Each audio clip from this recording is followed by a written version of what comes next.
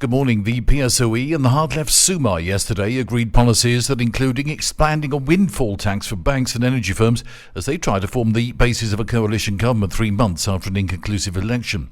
The partners who currently run the caretaker government agreed all companies would be taxed at an effective 15% rate on their accounting profit, so SUMA's leader Yolanda Diaz said in a speech, estimating additional annual revenues of some €10 billion. Companies currently pay between 23 and 25% on underlying profit.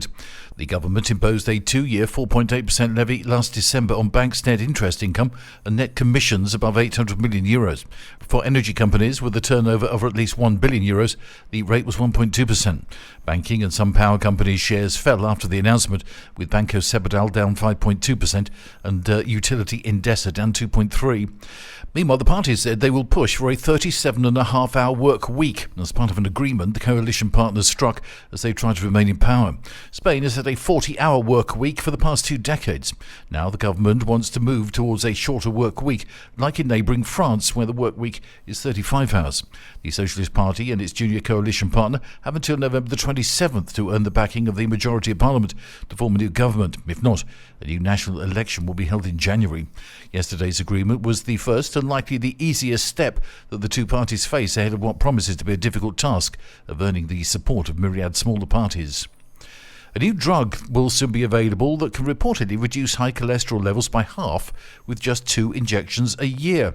According to data from the National Statistics Institute, cardiovascular diseases are the leading cause of death in Spain.